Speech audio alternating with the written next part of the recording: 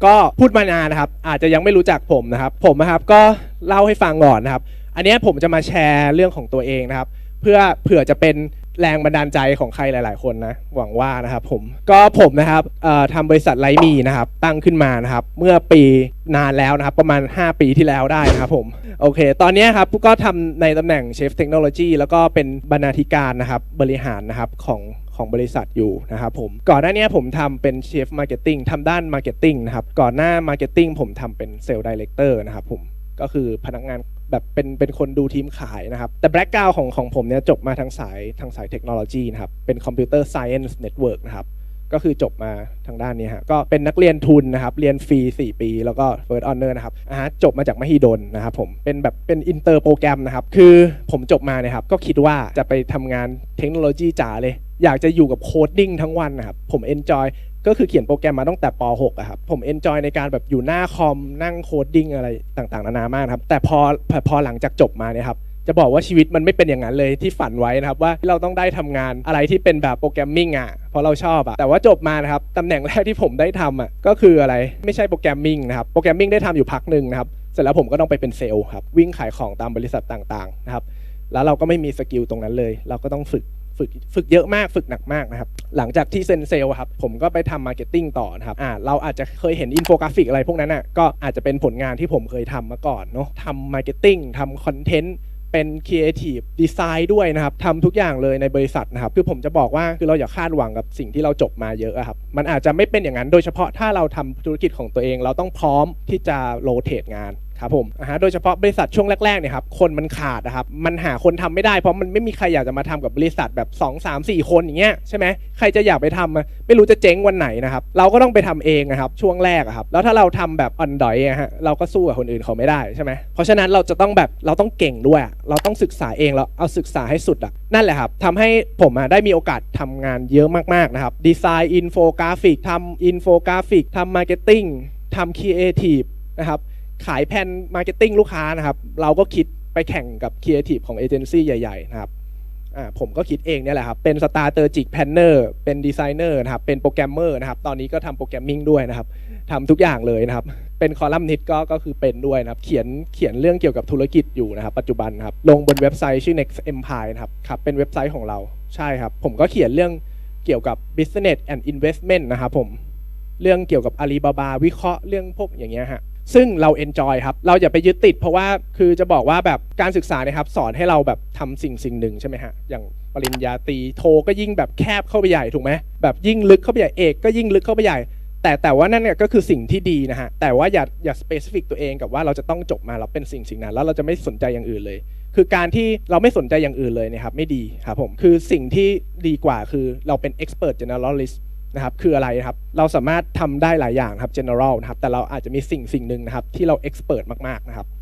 แบบนั้นดีกว่าแล้วเราจะดิ้นได้ครับแล้วบางทีนะครับการสกิลเนี่ยครับมันคือการ connecting dot จากสกิลหนึ่งไปยังอีกสกิลหนึ่งหรือจากความรู้หนึ่งไปยังอีกความรู้หนึ่งที่ตรงกันข้ามสตีฟ จ็อบส์เนี่ยครับเขาคงมาไม่ได้ถึงทุกวันนี้ถ้าเขาแบบไม่สนใจเรื่องแบบเกี่ยวกับเรื่องฟอนต์เรื่องดีไซน์ถูกไหมฮะเขาคงสร้าง Apple ไม่ได้เนาะแล้วเขาเองก็มีความรู้เรื่องเทคโนโลยีด้วยนะครับเขาสนใจ2อย่างเขา cross knowledge เข้าด้วยกัน2อย่างนะครับเกิดมาเป็น Apple นะครับถ้าเราจบตรงสายมาเราทำตรงสายนะครับเราก็เป็นที่ปรึกษาอะไรอย่างเงี้ยครับเราก็เป็นอะไรไปนะครับแต่ว่าเราสร้างธุรกิจยากนะครับในยุคปัจจุบันนะครับ expert ด้านเดียวมันไม่พอนะครับแล้วถามว่าถ้าเราตั้งธุรกิจของตัวเองเรารู้แค่เรื่องเดียวเราจะบริหารคนอื่นได้ยังไงเราไม่รู้เรื่องบัญชีเราจะคุยกับนักบัญชีได้ยังไงครับไม่ได้เลยนะครับaccounting นี่เป็น must have นะครับของบริษัทนะครับยูต้องรู้อย่างดีมากนะครับถึงจะทำให้บริษัทไม่เจ๊งได้นะครับก่อนหน้านี้ผมก็จ้างนักบัญชีนะครับเอาซอสออกไปนะครับก็ต้องคุยกับเขานะครับภาษาบัญชีให้เข้าใจแต่สมัยนี้เอากลับมาทำเองแล้วนะครับในบริษัทหรือเรารับพนักงานเข้ามาคนแรกๆเขา expect ว่าเราจะสอนงานเขาถูกไหมใช่ไหมฮะถ้าเขาโดยเฉพาะช่วงแรกๆพนักงานเราก็จะเป็นแบบเด็กจบใหม่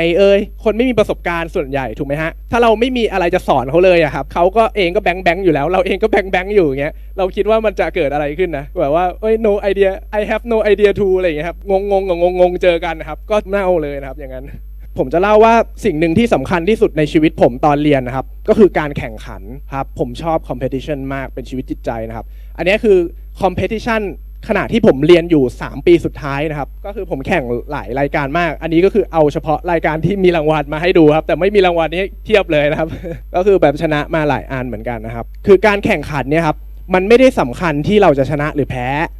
แต่มันสำคัญที่เราได้เพื่อนนะครับเราได้วิธีการทำงานคิดนะครับเราทำงานนะครับมันไม่หนักเท่าแข่งขันนะครับถ้าเราทำโปรเจกต์แข่งเนี่ยเราจะเหนื่อยกว่าทำงานส่งอาจารย์แน่นอนถูกไหมครับเราต้องไปลองสัมผัสดูนะครับถึงชีวิตจริงในการทำงานนะครับเราถึงจะแบบรู้และเข้าใจนะว่าธุรกิจเราจะเริ่มมีไอเดียนะครับว่าธุรกิจจริงๆแล้วมันทำยังไงเฮ้ยเราจะแบ่งฟังก์ชันหน้าที่กับเพื่อนเรายังไงเฮ้ยเราจะคิดถึงแบบว่าเราจะบีทคอมเพติเตอร์ยังไงพูดยังไงให้แบบกรรมการเขาซื้อเราอะไรเงี้ยครับเราจะทำสิ่งเหล่านี้ยังไงซึ่งมันสำคัญนะในสกิลในการทำธุรกิจเพราะว่าสุดท้ายเราหลีกเลี่ยงการแข่งขันไม่ได้สุดท้ายเราต้องหาคนมาจอยทีมเหมือนกันถูกไหมเดี๋ยวนี้เราทำอะไรเองคนเดียวเนี่ยยากแล้วนะครับพวกนี้มันก็เลยเป็นสิ่งบ่มเพาะแล้วเรานอกจากได้วิธีคิดเรายังได้สังคมด้วยนะครับพอเราแข่งขันนะครับเพื่อนเราเห็นเราแข่งเลยเพื่อนอยากแข่งมั่งเพื่อนเนี่ยก็มาเต็มเลยครับหลายทีมมากนะครับจอยนะครับไปแข่งแบบคือเซกผมนะครับก็คือแบบแข่งกันหลายทีมมากแต่ว่าแต่ละคนก็จับกลุ่มไปแข่ง Imagine ครับมีคนชนะระดับโลกด้วยนะครับได้ที่2หรือที่3เนี่ยแหละครับ Imagine Cup World นะครับก็เป็นเพื่อนผมเองหลายคนก็ไปแข่งหลายงานนะครับซึ่งเนี่ยคือสิ่งที่ดีมากในมหาลัยครับสิ่งที่ดีมากๆก็คือการเห็นเพื่อนทุกคนเนี่ยครับโหไฟลุกพรูแล้วเราก็รู้สึกว่าเราไม่อยากแพ้เขานะครับเราอยากจะทำให้ได้แบบเขาอ่ะโหเขาแบบทำโปรเจกต์ตั้งแต่สมัยเรียนเพื่อนผมมาทำโปรเจกต์ให้กับสนามบินสุวรรณภูมินะครับเป็นตัวซิมูเลตเครื่องบินเวลาขึ้นลงเอาไว้ฝึกพนักงานนะครับโหเขาทำเงินแบบ2-3 แสนได้ตั้งแต่ตอนเรียนเลยเรานี่ยังไม่ได้เลยเราต้องทำอะไรบ้างละโมเมนต์อย่างเงี้ยมันเป็นโมเมนต์ที่เนี่ยเราเป็นนักเรียนเราควรทำให้มันเกิดขึ้นนะครับแล้วมันมีค่ามากกว่าเกรดหรืออะไรต่างๆนานาอีกนะครับก็คือว่าแนะนำว่าเนี่ยเราหาโปรแกรมแข่งเดี๋ยวนี้มันมีเยอะมากครับเราแข่งมันเลยนะฮะลงมันไปเยอะๆนะครับแล้วไม่ใช่แค่แบบอะไรที่เราถนัดนะเราลองแข่ง business plan ด้วยสิเราลองแข่งอะไรหลายๆอย่างด้วยนะครับไม่ใช่แค่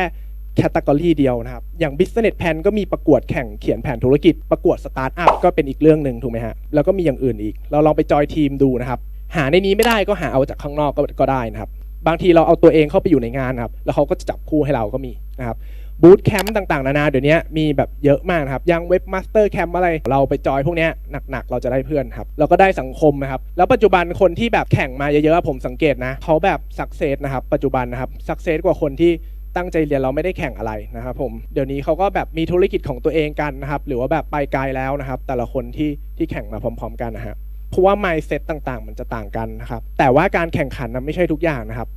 competition เหล่านี้มันก็เป็นแค่ส่วนเล็กๆส่วนหนึ่งครับเวลาทำธุรกิจจริงมันก็อีกเรื่องหนึ่ง